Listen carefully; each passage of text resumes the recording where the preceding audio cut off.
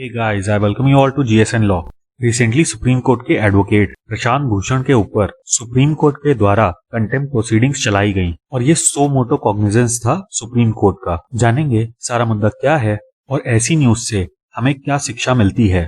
शुरू करने से पहले मैं आपको बता दूं कि आप हमसे in different social media platforms पे जुड़ सकते हैं और यदि आपका कोई क्वेश्चन है तो आप मुझसे कोरा पे पूछ सकते हैं। अब देखिए, मिस्टर प्रशांत भूषण एडवोकेट होने के साथ साथ एक पॉलिटिशियन भी हैं।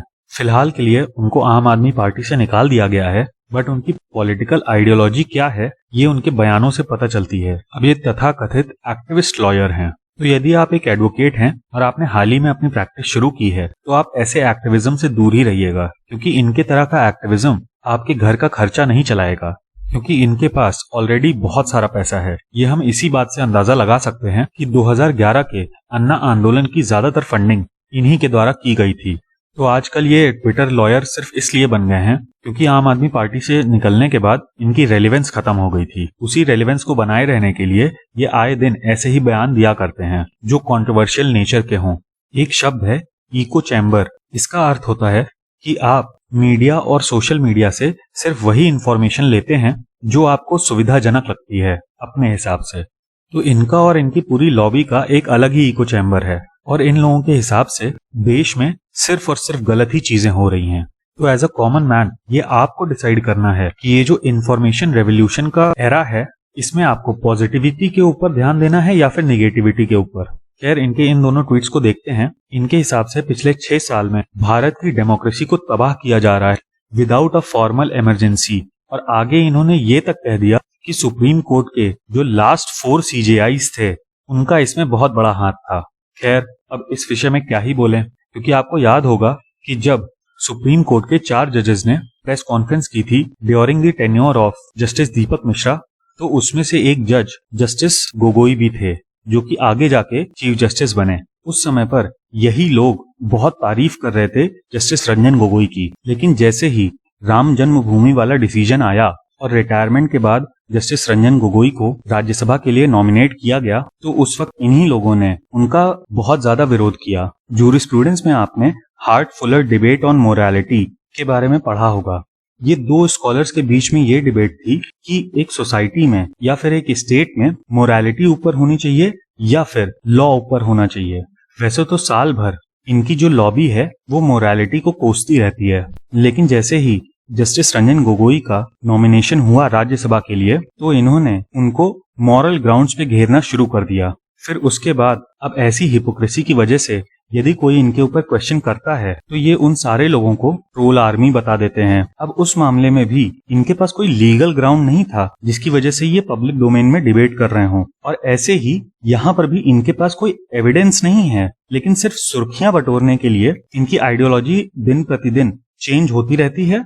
अब अगले ट्वीट में तो इन्होंने हद ही कर दी। इन्होंने चीफ जस्टिस ऑफ इंडिया के ऊपर आरोप लगाया कि वो 50 लाख की बाइक लेकर राजभवन में बिना हेलमेट और बिना मास्क के बाइक को घुमा रहे थे, और दूसरी तरफ सुप्रीम कोर्ट को बंद करके जनता को उनकी फंडामेंटल राइट्स से दूर रखते हैं। बताइए, साल भर आपने डिस्क्रिमिनेशन चिल्लाया सब जगह पर, उसके बाद आपने खुद ही CJI की बर्थ प्लेस को कोट कर दिया सिर्फ ये जताने के लिए कि CJI बीजेपी और RSS से बहुत क्लोज हैं, क्योंकि आपको भी पता है कि RSS का हेडक्वार्टर नागपुर में है। और ध्यान देने वाली बात यह है कि ये सुप्रीम कोर्ट पर आरोप लगा रहे हैं कि फंडामेंटल राइट्स डिनाई की जा रही हैं देश के लोगों को, जबकि सुप्रीम कोर्ट वीडियो कॉन्फ्रेंसिंग के थ्रू बहुत सारे केसेस को सुन रही है। और गौरतलब ये है कि ये वही महोदय हैं जिन्होंने एक बार नहीं बल्कि 2 बार आधी रात के बाद सुप्रीम कोर्ट खुलवा दी। एक बार जब अफजल गुरु को फांसी दी जानी थी और दूसरी बार जब याकूब मेमन को फांसी दी जाने वाली थी, और वो दोनों अटेम्प्ट भी सिर्फ और सिर्फ सुर्खियों में रहने के लिए थे। लेकिन तब इन्होंने पब्लिकली आके सुप्रीम कोर्ट को थैंक्स नहीं बोला कि लास्ट मोमेंट पे आपने हमको सुन लिया, जबकि एज एन एडवोकेट आपको ये बात पता है कि कोर्ट में कितना कम समय आपको मिलता है अपनी बात को रखने के लिए। उसके बाद भी इनको इतनी सुविधा मिली और आज के समय में ये पब्लिक डोमेन में ये सब चीजें कह रहे हैं। अच्छा, इनके सेकंड ट्वीट की सच्चाई हम देख लेते हैं। अब जाहिर सी बात है, सबकी तरह हमारे जो CJI हैं उनकी भी एक पर्सनल लाइफ है जिसमें उनकी कुछ पर्सनल हॉबीज हैं, कुछ पर्सनल शौक हैं। उसमें से एक उनका पर्सनल शौक ये भी है कि वो बाइकिंग को बहुत ज्यादा पसंद करते हैं। अब क्योंकि सीजेआई अपने होम टाउन में थे, तो वो अपने रिटायरमेंट के बाद एक हार्ले डेविडसन लेने की सोच रहे थे और इसी के लिए उन्होंने जो लोकल स्टोर था हार्ले डेविडसन का, उनको बाइक का डेमो देने के लिए बोला। आप इस फोटो को देखेंगे तो ये जो व्यक्ति है ये शोरूम का ही है और इसके टी शर्ट पे हार्ले डेविडसन भी लिखा हुआ है। तो देखिए ये हार्ले डेविडसन है, स्प्लेंडर तो है नहीं कि शोरूम में रखी है आके डेमो दे दिया। ये एक लिमिटेड एडिशन की बाइक थी जिसको शोरूम वालों ने अपने कस्टमर से लेके यहाँ पर लेकर आए थे डेमो देने के लिए। और इस फोटो में आपको ये भी पता चल रहा होगा कि बाइक पे स्टैंड लगा हुआ है। इसके अलावा मास्क वाली बात कहाँ तक सच है कहाँ तक नहीं, इसके बारे में आप प्रिंट के इस आर्टिकल को पढ़ सकते हैं। जब आपको पीडीएफ मिलेगी तो आप इस लिंक पे क्लिक करिएगा तो आपको डिटेल्ड एनालिसिस मिल जाएगा इस पूरे फोटो का। और सेंटर लेफ्ट होने के बावजूद द प्रिंट ने बहुत ही क्लियरली इस चीज को बताया है कि कोई भी रूल्स फ्लाउट नहीं किए गए थे। और आप फोटो को देखेंगे तो इससे ये भी पता चल रहा है कि ये कोई रोड नहीं है, बल्कि कोई ऐसी जगह है जहाँ पर फ्लोरिंग हो रखी है सीमेंट टाइल्स से। अब जो कारण थे सो मोटो कॉग्निजेंस लेने के, वो मैं आपको पहले ही बता चुका हूँ और उनको आप इस पेज से पढ़ सकते हैं। अब यहाँ पर सुप्रीम कोर्ट को सबसे ज्यादा खराब इनका ये बयान लगा कि सुप्रीम कोर्ट लोगों को उनकी फंडामेंटल राइट्स से दूर रख रहा है, जबकि सच्चाई यही है कि फ्रेश और पेंडिंग मैटर्स दोनों ही वीडियो कॉन्फ्रेंसिंग के थ्रू लिए जा रहे हैं। जबकि हर दूसरे दिन आप न्यूज़पेपर्स में पढ़ते हैं सुप्रीम कोर्ट में फाइल हो रही पीआईएल्स के बारे में। और इतने लंबे लॉकडाउन के बावजूद जहां पर सुप्रीम कोर्ट चाहती तो ये भी कह सकती थी कि हम फ्रेश केसेस अब नहीं लेंगे, वहां पर भी फ्रेश केसेस आए और उनपे सुप्रीम कोर्ट ने सुनवाई करी। अच्छा, कंटेम्प्ट दो प्रकार का होता है, सिविल कंटेम्प्ट और क्रिमिनल कंटेम्प्ट। सिविल कंटेम्प्ट का सिंपल सा ये मतलब होता है कि यदि किसी सिविल केस में आपने कोर्ट के आदेश को नहीं माना तो आपका जो एब्स्टिनेंस है वो कंटेम्प्ट ऑफ कोर्ट में आ जाएगा।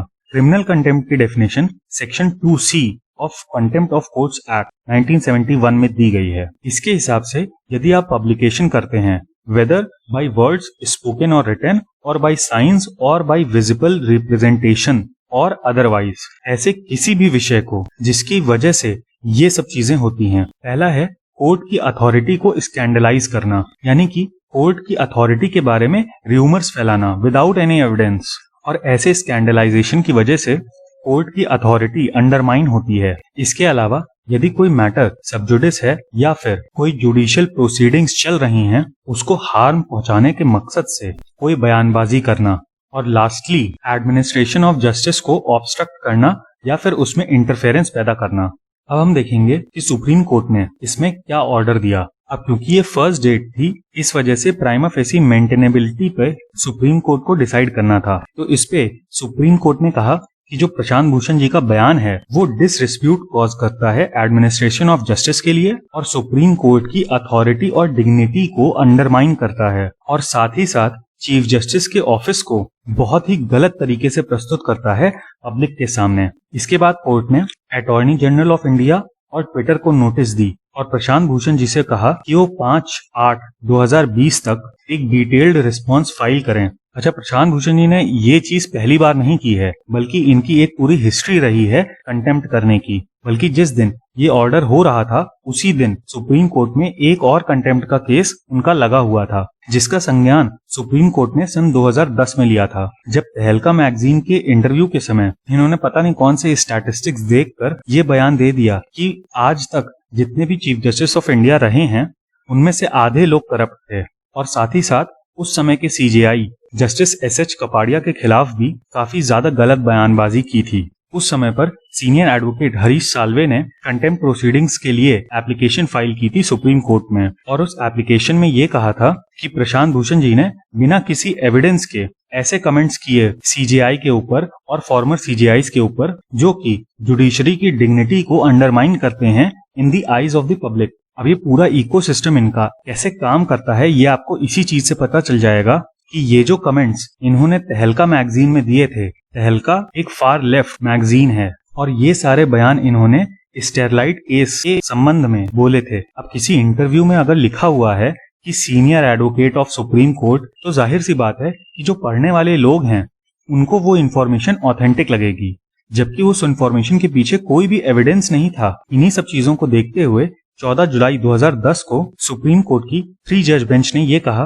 कि इनके खिलाफ ये जो कंटेम्प्ट प्रोसीडिंग्स हैं ये मेंटेनेबल हैं, लेकिन उसके बाद से केस ज्यादा आगे नहीं बढ़ पाया और स्टैंड स्टिल पे आ गया। अब ये इतने ज्यादा डेस्परेट हैं अपनी रेलेवेंसी के लिए कि इसी साल इन्होंने एक और ट्वीट किया था जिसमें इन्होंने हिंदुइज्म को ओपियम बता दिया था। अब आप सबको पता है कि ये भाषा किसकी है। Religion is opium of the masses एक बहुत ही फेमस कोटेशन है कार्ल मार्क्स की। तो कोई बहुत बड़ी बात नहीं है कि ये सब जो बयान दे रहे हैं ये इसके पीछे इनका मकसद हो कि देश में लोग व्यवस्था या फिर एस्टैब्लिशमेंट के ऊपर विश्वास ना करें और एक मार्क्सवादी रेवोल्यूशन ले आएं।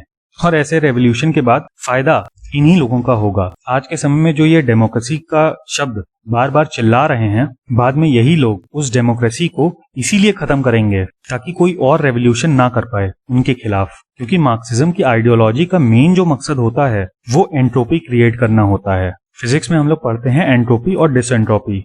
एंट्रोपी मतलब केओस और डिसएंट्रोपी मतलब स्टेटस को वाली स्थिति। तो जिस आइडियोलॉजी का ऑब्जेक्टिव सिर्फ और सिर्फ एंट्रोपी पैदा करना है, वो आइडियोलॉजी अगर कम्युनिस्ट स्टेट बन भी जाता है तो भी नहीं रुकेगी, क्योंकि तब वो एक कम्युनिस्ट स्टेट के खिलाफ ही रेवोल्यूशन लेकर आ जाएगी। यही कारण है कि चाइना ने अपने यहाँ फ्रीडम का गला घोंट रखा है।